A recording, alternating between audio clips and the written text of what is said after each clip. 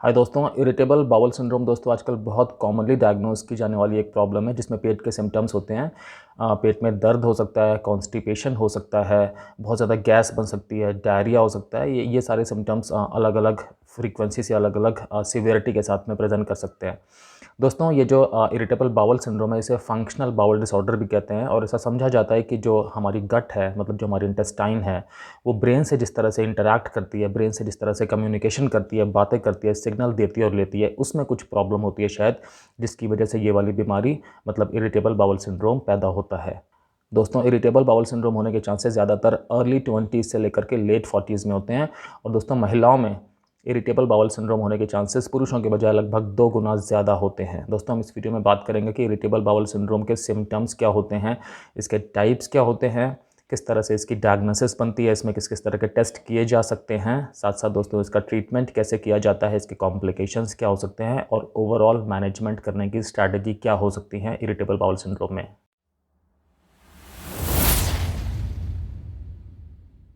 दोस्तों मैं हूं doctor Kamal Singh, x armed forces medical college, x Fortis hospital, x a lot of corporate hospitals. दोस्तों मुझे 20 साल से भी ज़्यादा का क्लिनिकल एक्सपीरियंस है और मैंने internal medicine, critical care medicine और इमरजेंसी मेडिसिन में बहुत सारा काम किया है। दोस्तों हम सबसे पहले बात करते हैं कि इरिटेबल बाउल सिंड्रोम, जिसे हम शॉर्ट फॉर्म में IBS भी कह सकते हैं, इसके सिम्टम्स क्या क्या होते हैं। तो दोस्तों पेट में दर्द हो सकता है जिसे एब्डोमिनल पेन भी कहते हैं, स्पेशली लोअर हाफ में। तो एब्डोमिनल पेन या एब्डोमिनल क्रैम्प्स हो सकते हैं। साथ साथ दोस्तों कुछ लोगों को डायरिया या लूज़ स्टूल हो जाते हैं जिसे लूज़ मोशन भी कहते हैं। एक और इसमें प्रोमिनेंट सिम्टम होता है, किसी किसी पेशेंट में कॉन्स्टिपेशन काफ़ी ज़्यादा देखा जाता है। साथ साथ दोस्तों बहुत ज़्यादा गैस बन सकती है, पेट बहुत ज़्यादा फूल सकता है और ऐसा भी हो सकता है कि जो आप स्टूल पास कर रहे हैं उसमें म्यूकस साथ साथ में निकल रहा हो। इसका मतलब कि जो आपके स्टूल्स हैं वो थोड़ा वाइटिश कलर के हो रहे हैं, उसमें आपको कुछ चिकनाई वाला पदार्थ दिख रहा हो। दोस्तों महिलाओं में ऐसा भी देखा जाता है कि जो IBS के सिम्टम्स हैं ये उनके पीरियड्स के आसपास थोड़ा सा ज़्यादा सिवियरिटी में हो जाते हैं और जब पीरियड्स ख़त्म हो जाते हैं उसके बाद में सिवियरिटी में थोड़ा कम हो जाते हैं। तो ये भी एक ट्रेंड दोस्तों देखा जाता है। दोस्तों हम बात करते हैं कि किन किन लोगों में IBS होने के चांसेस ज़्यादा होते हैं। तो दोस्तों जिन लोगों की फैमिली हिस्ट्री है इरिटेबल बाउल सिंड्रोम की, उन लोगों में चांसेस नॉर्मल पॉपुलेशन से ज़्यादा होते हैं IBS होने के। साथ साथ दोस्तों जिन लोगों के अंदर इमोशनल स्ट्रेस ज़्यादा होती है या जिन लोगों के अंदर एंग्जाइटी की प्रॉब्लम चल रही है या डिप्रेशन की प्रॉब्लम चल रही है या कोई भी मेंटल हेल्थ डिसऑर्डर चल रहा है, उन लोगों में भी दोस्तों IBS होने की संभावना ज़्यादा होती है। दोस्तों जिन लोगों को फूड इंटॉलरेंस होता है किसी तरह का, मतलब किसी तरह का फूड खाने के बाद उनकी बॉडी में कुछ रिएक्शंस होते हैं, उन लोगों को भी IBS होने की संभावना ज़्यादा होती है दोस्तों। साथ साथ जिन लोगों को किसी किस्म की फ़िज़िकल अब्यूज़ या सेक्सुअल अब्यूज़ की हिस्ट्री होती है, देखा गया है साइंस में कि उन लोगों के अंदर भी इरिटेबल बाउल सिंड्रोम पैदा होने की टेंडेंसी ज़्यादा होती है। साथ साथ दोस्तों कई पेशेंट्स ऐसे होते हैं जिनमें कि कुछ सीवियर इन्फेक्शन हुआ होता है डाइजेस्टिव सिस्टम का, मतलब कि जो खाने की नली है उसके अंदर कोई सीवियर इन्फेक्शन हुआ होता है, उसके बाद जब वो रिकवर कर जाते हैं तब उनमें IBS डेवलप होते देखा गया है या इरिटेबल बाउल सिंड्रोम होते हुए देखा गया है। तो दोस्तों ये सारे के सारे रिस्क फैक्टर्स हैं IBS डेवलप होने के। दोस्तों हम बात करते हैं IBS के सिम्टम्स को ट्रिगर करने वाले फैक्टर्स की, मतलब कि ऐसे कौन कौन से फैक्टर्स हैं जो जब प्रेजेंट होते हैं तो IBS के सिम्टम्स पैदा हो जाते हैं, सिम्टम्स दिखाई पड़ने लग जाते हैं, सिम्टम्स बढ़ जाते हैं। तो सबसे पहली चीज़ है कि कुछ एक तरह के खाने के पदार्थ होते हैं दोस्तों, जैसे कि व्हीट हो गया या गेहूँ हो गया या डेयरी प्रोडक्ट्स हो गए जैसे कि दूध। ठीक है दोस्तों, तो इन चीज़ों का सेवन करने से जिन लोगों के अंदर IBS होता है उनके सिम्टम्स जल्दी ट्रिगर हो जाते हैं। साथ साथ दोस्तों कैबेज खाने से भी हो जाता है, लोगों को देखा गया है, बीन्स खाने से हो जाता है और कुछ तरह के खट्टे फल खाने से भी दोस्तों देखा गया है। और जो ये सोडाज़ होते हैं पीने वाले, पेप्सी कोला, इस तरह के जो कार्बोनेटेड बेवरेजेस होते हैं उनका सेवन करने से भी दोस्तों देखा गया है कि जो IBS के सिम्टम्स हैं वो ट्रिगर होते हैं। कुछ एक तरह की मेडिसिन्स लेने से भी IBS के सिम्टम्स जल्दी ट्रिगर हो जाते हैं दोस्तों। और इमोशनल स्टेट का बहुत ज़्यादा फ़र्क पड़ता है IBS के सिम्टम्स को ट्रिगर करने में। तो जब कभी ऐसा होता है कि आप अपनी लाइफ में बहुत ज़्यादा स्ट्रेस्ड फील कर रहे हैं या बहुत ज़्यादा एंग्शियस हैं या बहुत ज़्यादा डिप्रेशन में हैं, फ्रस्ट्रेशन में हैं, एंगर में हैं, डिसअपॉइंटमेंट में हैं, तो किसी भी तरह के अगर आप इमोशनल एक्सट्रीम में चल रहे हैं दोस्तों, तो चांसेस होते हैं कि IBS के सिम्टम्स इस टाइम पे ट्रिगर कर जाएंगे। दोस्तों हम बात करते हैं कि इरिटेबल बाउल सिंड्रोम के और क्या क्या नाम होते हैं। तो इसे इरिटेबल बाउल तो कहते ही हैं, साथ साथ इसे इरिटेबल कोलॉन का नाम भी दिया जा सकता है, स्पास्टिक कोलॉन का नाम भी दिया जाता है दोस्तों, और इसे नर्वस स्टमक भी कहते हैं। दोस्तों हम बात करते हैं कि इरिटेबल बाउल सिंड्रोम कितने टाइप्स का हो सकता है। तो दोस्तों इसके 4 टाइप्स होते हैं। सबसे पहला टाइप है IBS विद कॉन्स्टिपेशन। दोस्तों इस कंडीशन में क्या होता है कि IBS के सिम्टम्स जो एब्डोमिनल पेन वाले होते हैं वो तो रहते हैं, लेकिन साथ साथ में कॉन्स्टिपेशन देखा जाता है कि मरीज़ का पेट खुल के साफ़ नहीं हो रहा होता और जो भी स्टूल्स हैं वो हार्ड होते हैं और वो डिफ़िकल्ट टू एक्सपेल होते हैं, मतलब उन्हें पास करने में मरीज़ को मेहनत करनी पड़ती है। दोस्तों दूसरी वैरायटी होती है IBS विद डायरिया। इसमें क्या होता है कि जो पेशेंट स्टूल पास कर रहा होता है वो या तो बिल्कुल वाटरी है या उसकी कंसिस्टेंसी बहुत लूज़ है। एब्डोमिनल पेन इसमें भी रह सकता है, पेट में गैस इसमें भी मिल सकती है। दोस्तों तीसरा टाइप होता है जिसे कहते हैं IBS with mixed bowel habits. इसमें दोस्तों क्या होता है कि एक ही दिन में ऐसा हो सकता है कि पेशेंट को बहुत ज़्यादा दिक्कत हो रही है स्टूल पास करने में, हार्ड स्टूल हो रहे हों, और सेम डे पेशेंट लूज़ या वाटरी स्टूल भी पास कर रहा है। मतलब कि डायरिया और कॉन्स्टिपेशन दोनों ही एक ही दिन में देखे जा सकते हैं पेशेंट में। दोस्तों चौथा टाइप है जिसका नाम है अनक्लासिफाइड। तो जैसे कि नाम से ज़ाहिर है कि इसके अंदर जो सिम्टम्स हैं वो अनक्लासिफाइड हैं, मतलब सिम्टम्स का कोई पर्टिकुलर पैटर्न नहीं है। दोस्तों अगर आपको ये वीडियो अच्छा लग रहा हो तो प्लीज़ लाइक कर दीजिएगा, और अगर आपने अभी तक चैनल को सब्सक्राइब नहीं किया है तो सब्सक्राइब भी कर दीजिएगा। दोस्तों जिन लोगों को भी आपको लगता है कि आईबीएस का ये वीडियो देखने की ज़रूरत है, आप वहाँ पे शेयर भी कर सकते हैं। दोस्तों हम बात करते हैं कि इरिटेबल बाउल सिंड्रोम के एग्जैक्ट रीजंस क्या होते हैं, एग्जैक्ट कॉजेज़ क्या होते हैं। तो वेल साइंस में भी एग्जैक्ट कॉजेज़ तो नहीं पता, लेकिन कुछ एक फैक्टर्स पता है जिनकी वजह से आईबीएस के डेवलप होने में कुछ एक हेल्प मिलती है। तो दोस्तों पहला फैक्टर है कि जो हमारी इंटेस्टाइन होती है, तो जो इंटेस्टाइन की वॉल होती है दोस्तों, वो जिस तरह से कॉन्ट्रैक्ट करती है उसका एक फ़र्क पड़ता है। अब मैं आपको समझाता हूँ कि क्या चीज़ है कि जब हम खाना खाते हैं वो खाना हमारी खाने की नली में जाता है, इंटेस्टाइन में पहुँचता है, और इंटेस्टाइन की जो वॉल है वो कॉन्ट्रैक्ट करती रहती है, मतलब संकुचन करती रहती है, जिससे कि वो खाना आगे की तरफ बढ़ता रहता है, नीचे की तरफ जाता रहता है और डाइजेस्ट होता रहता है इस पूरी प्रोसेस में। तो दोस्तों जब कभी कॉन्ट्रैक्शन बहुत स्ट्रॉन्ग होते हैं तो उस केस में क्या होता है कि डायरिया होने की टेंडेंसी हो जाती है, या कि उस केस में क्या होता है कि एक्सेसिव गैस बनने की टेंडेंसी हो जाती है। साथ साथ दोस्तों जब कभी कॉन्ट्रैक्शन बहुत कमज़ोर होते हैं या बहुत स्लो होते हैं, उस केस में क्या होता है कि कॉन्स्टिपेशन होने की टेंडेंसी हो जाती है। तो बेसिकली जो इंटेस्टाइन की वॉल है उसमें कॉन्ट्रैक्शन किस तरह से हो रहा है, ये डिपेंड करता है कि आपके आईबीएस के सिम्टम्स किस तरह से आएंगे। तो जो इंटेस्टाइन की वॉल है उसमें कॉन्ट्रैक्शंस जो हैं वो नॉर्मल नहीं होते, नॉर्मल पॉपुलेशन के हिसाब से नहीं होते, कुछ अलग होते हैं। अब वो अलग क्यों हैं ये नहीं पता, इस पे साइंस अभी रिसर्च कर रही है। माना जाता है कि ऐसा हो सकता है कि जो ब्रेन के साथ में इंटेस्टाइन की वॉल का कनेक्शन है, मिलियंस ऑफ न्यूरॉन्स होते हैं जो कि कनेक्ट करते हैं ब्रेन को हमारे इंटेस्टाइन की वॉल से। तो उन न्यूरॉन्स के कनेक्शन में कुछ प्रॉब्लम होती है, या कि वो हाइपर सेंसिटिव होते हैं, या कि उनके अंदर कुछ इश्यू ऐसा होता है कि जिसकी वजह से ब्रेन शायद ये सिग्नल दे रहा होता है इंटेस्टाइन की वॉल को कि आप ज़्यादा तेज़ कॉन्ट्रैक्ट करो या आप कम कॉन्ट्रैक्ट करो, लेकिन नॉर्मल कॉन्ट्रैक्शन नहीं हो पाता, जिसकी वजह से सिम्टम्स आते रहते हैं। दोस्तों एक और इम्पॉर्टेंट फैक्टर है कि जो हमारा डाइजेस्टिव सिस्टम है, जो हमारी खाने की नली है दोस्तों, मतलब खाने की जो हमारा फूड पाइप होता है वहाँ से लेकर के जो बड़ी आंत होती है, तो इस पूरे सिस्टम में जो नसें होती हैं वो नसों में कुछ इशू हो, इसका मतलब कि वो नसें या तो बहुत ज़्यादा हाइपर एक्टिव हों या बहुत हाइपर रिस्पॉन्सिव हों, या उन नसों का जो ब्रेन के साथ में कनेक्शन है उसमें कुछ इशू हो। दोस्तों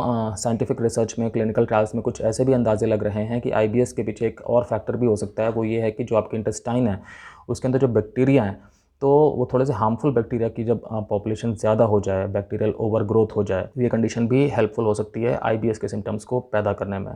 ठीक है दोस्तों, तभी बहुत बार देखा जाता है कि अगर बहुत सीवियर आपको इन्फेक्शन हुआ है कुछ इंटेस्टाइन का, उसके बाद आईबीएस के सिम्टम्स देखे जाते हैं। तो इसमें क्या होता है कि जब बहुत सीवियर इन्फेक्शन हुआ है तो उसमें नॉर्मली जो गुड बैक्टीरिया हैं इंटेस्टाइन के, वो गुड बैक्टीरिया थोड़े ख़त्म हो जाते हैं, उनकी पॉपुलेशन थोड़ी कम हो जाती है, जिसकी वजह से जो बैड बैक्टीरिया हैं वो थोड़ा सा प्रोमिनेंस ले लेते हैं, डोमिनेंस ले लेते हैं। नॉर्मली तब देखा गया है कि आईबीएस के सिम्टम्स उस टाइम पे अपीयर हो जाते हैं। दोस्तों ये भी देखा गया है कि जिन लोगों की लाइफ में कुछ स्ट्रेसफुल इवेंट्स होते हैं, स्पेशली अर्ली लाइफ में कुछ स्ट्रेसफुल इवेंट्स होते हैं, उन्हें भी आईबीएस के सिम्टम्स होने की टेंडेंसी ज़्यादा देखी गई है। दोस्तों एक और फैक्टर इंपॉर्टेंट है कि जो आपकी इंटेस्टाइन है उसके अंदर जो भी माइक्रो ऑर्गेनिजम्स होते हैं, मतलब जो बैक्टीरिया हैं, वायरस है, फंगस हैं, इस तरह के ऑर्गेनिजम्स हैं, तो जब कभी इनकी पॉपुलेशन ड्रास्टिकली चेंज हो जाए, मतलब वो जो एक क्रिटिकल बैलेंस चल रहा था उस पॉपुलेशन का वो अफेक्ट हो जाए, वो नॉर्मली कब होता है जब आपको कुछ एंटीबायोटिक्स लेने होते हैं या आपको कुछ और एंटीमाइक्रोबियल दवाएं लेनी होती हैं।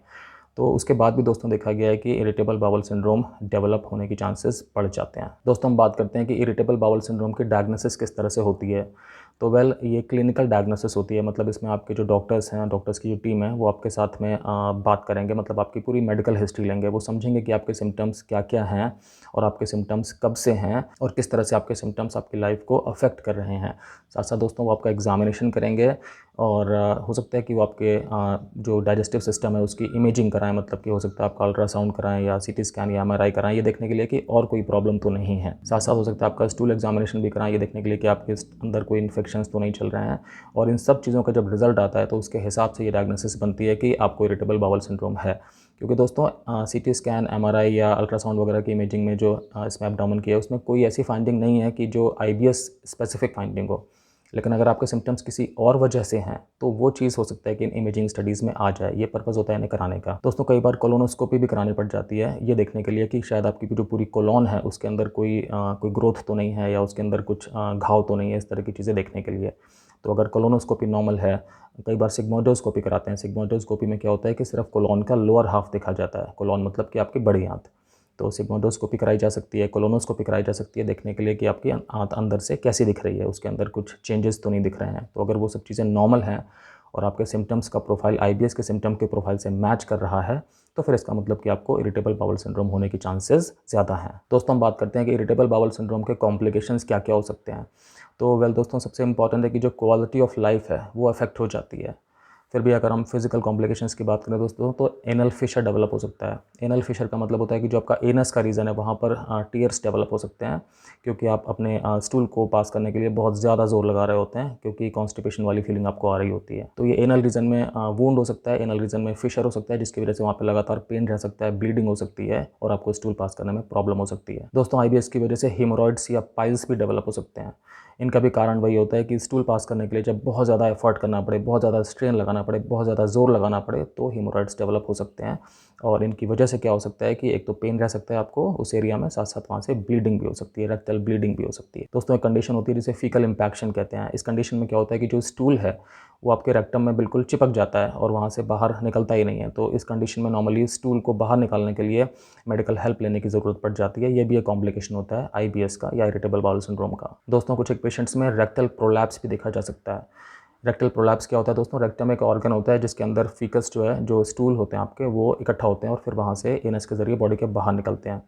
तो कई बार ऐसा होता है कि जब बहुत ज़्यादा ज़ोर लगाता है कोई, बहुत ज़्यादा पुश करता है स्टूल पास करने के लिए, तो पूरा का पूरा रेक्टम जो है वो एनस के ज़रिए बाहर आ जाता है, बॉडी से बाहर दिखाई पड़ता है। ऐसे केसेस में दोस्तों ये भी होता है कि जो स्टूल पास हो रहे होते हैं वो उनके साथ में बहुत सारा म्यूकस निकल रहा होता है। नॉर्मली ये कंडीशन देखी जाती है उन पेशेंट्स में जिनमें कब्जियत या कॉन्स्टिपेशन बहुत लंबे टाइम से चल रहा होता है, क्रोनिक कॉन्स्टिपेशन वाले पेशेंट्स में, जो आईबीएस के पेशेंट्स होते हैं। और दोस्तों कई सारे आईबीएस के पेशेंट्स में मैल न्यूट्रिशन भी देखा जाता है, क्योंकि ये पेशेंट्स जो हैं कई सारे खाने पीने की चीज़ों को अवॉइड करते हैं, ये समझ के कि अगर हम ये चीज़ें खाएंगे तो कहीं हमारे सिम्टम्स ना बढ़ जाएँ, सिम्टम्स ट्रिगर ना हो जाएँ। तो चूँकि उन्हें वेल बैलेंस डाइट नहीं मिल रही होती है, इसकी वजह से न्यूट्रिशंस की कमी हो जाती है और मैल नरिशमेंट के बहुत सारे सिम्टम्स और साइंस भी देखे जा सकते हैं। दोस्तों अगर हम इरिटेबल बाउल सिंड्रोम के मेंटल हेल्थ कॉम्प्लिकेशंस के बारे में बात करें तो एगोराफोबिया हो सकता है। दोस्तों ये वो कंडीशन होती है जिसमें कि किसी भी व्यक्ति को अपने घर को छोड़ करके बाहर जाने में डर लगता है। इस चीज़ का उसके अंदर एक फोबिया सा होता है। तो नॉर्मली ये चीज़ क्यों डेवलप होती है? क्योंकि इंसान को लगता है कि वो कहीं भी बाहर जाएगा और अगर उसे सिम्टम्स हो गए, अगर उसे अचानक से मोशन पास करने के लिए जाना पड़ा तो वो कहाँ जाएगा? इस बेचैनी के तहत उसके अंदर वो धीरे-धीरे अवॉइड करना स्टार्ट कर देता है घर से बाहर निकलना ही। दोस्तों कई सारे पेशेंट्स में जो आईबीएस के होते हैं जनरल एंग्जायटी बहुत ज़्यादा देखी जाती है, सोशल एंग्जायटी बहुत ज़्यादा देखी जाती है। दोस्तों कई सारे पेशेंट्स को डिप्रेशन भी हो जाता है, क्योंकि ये पेशेंट्स लगातार अपने सिम्टम्स से लड़ाई कर रहे हैं, लगातार उन्हें इस बात की फ़िक्र लगी रहती है कि उन्हें अब पेट में दर्द तो नहीं हो रहा, उन्हें अब पेट में गैस तो नहीं बन रही ज़्यादा, या उनका ध्यान इसी चीज़ पे रहता है कि उन्हें मोशन पास करने के लिए जाना है। तो आप समझ सकते हैं अगर ये चीज़ लगातार लंबे टाइम तक बनी रहे तो किसी का भी शायद माइंड थोड़ा-सा अफेक्ट हो सकता है, उसके माइंड में एक लगातार चिंता बनी रह सकती है और उदासी बनी रह सकती है। दोस्तों हम बात करते हैं कि इरिटेबल बाउल सिंड्रोम के ट्रीटमेंट में क्या-क्या चीज़ें इंपॉर्टेंट हैं। तो सबसे पहले ये जानना इंपॉर्टेंट है कि हमें क्या किस-किस तरह की चीज़ें अपनी डाइट से, अपने खाने-पीने से एलिमिनेट कर देनी चाहिए, मतलब हटा देनी चाहिए। तो दोस्तों जिन भी चीज़ों से गैस ज़्यादा बनती है वो चीज़ें आपको अपने खाने-पीने से हटा देनी चाहिए। साथ-साथ दोस्तों जो ग्लूटेन कंटेनिंग प्रोडक्ट्स होते हैं, जिन खाने-पीने की चीज़ों में ग्लूटेन होता है, जैसे कि व्हीट इसका सबसे प्राइम एग्जांपल है, सबसे कॉमन एग्जांपल है। वैसे भी आप जो भी कुछ पैकेज्ड खाना भी देख रहे हैं उसमें भी आप पढ़ सकते हैं कि उसके अंदर ग्लूटेन है कि नहीं है। नॉर्मली देखा गया है कि अगर ग्लूटेन को अवॉइड किया जाए तब भी जो सिम्पटम्स की सिवियरिटी होती है आईबीएस में वो कम होती है कई सारे पेशेंट्स में। साथ-साथ दोस्तों कुछ एक कार्बोहाइड्रेट्स का एक ग्रुप होता है जिसे हम फॉडमैप कहते हैं। तो आपको ये भी देख लेना होता है पैकेजिंग में, लेबलिंग में, कि अगर फॉडमैप ग्रुप में से कोई कार्बोहाइड्रेट है तो आप उसे अवॉइड कर दें। मैं आपको फॉडमैप का अलग-अलग फुल फॉर्म बता देता हूँ कि जो फर्मेंटेबल ओलिगोसैकेराइड्स होते हैं वो इसमें इंक्लूड होते हैं, डायसैकेराइड्स इंक्लूड होते हैं, मोनोसैकेराइड्स इंक्लूड होते हैं और पॉलीऑल्स भी इंक्लूड होते हैं। दोस्तों डिपेंड करता है कि आपके सिम्पटम्स किस तरह के हैं, आपके डॉक्टर्स आपको कई अलग-अलग किस्म की मेडिसिन भी प्रेस्क्राइब कर सकते हैं।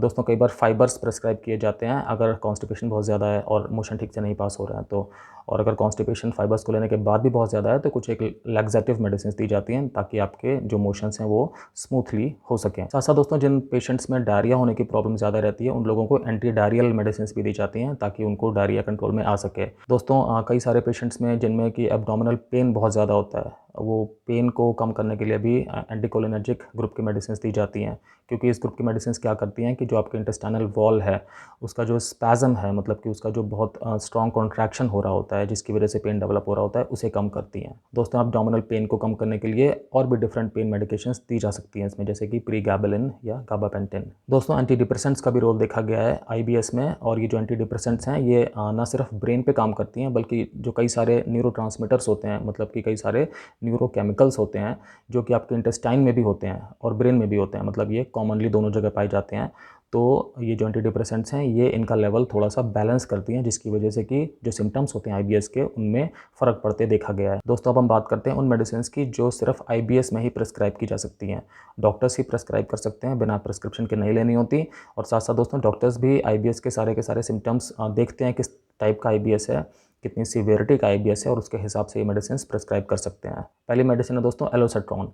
तो एलोसेट्रॉन वैसे सॉल्ट का नाम है। एलोसेट्रॉन क्या करती है कि जो आपके इंटेस्टाइन की बहुत फास्ट मूवमेंट हो रहा होता है वॉल का, जिसकी वजह से डायरिया हो रहा होता है, उसे कंट्रोल करती है। तो दोस्तों एलोसेट्रॉन नॉर्मली उन महिलाओं को दिया जाता है जिनमें कि बहुत सीवियर आईबीएस है और डायरिया प्रीडोमिनेंट आईबीएस है, और ये वो महिलाएं हैं जिनमें कि बाकी ट्रीटमेंट ने कुछ खास काम नहीं किया है अभी तक। ठीक है दोस्तों, दूसरी मेडिसिन है एल्यूक्साडोलिन।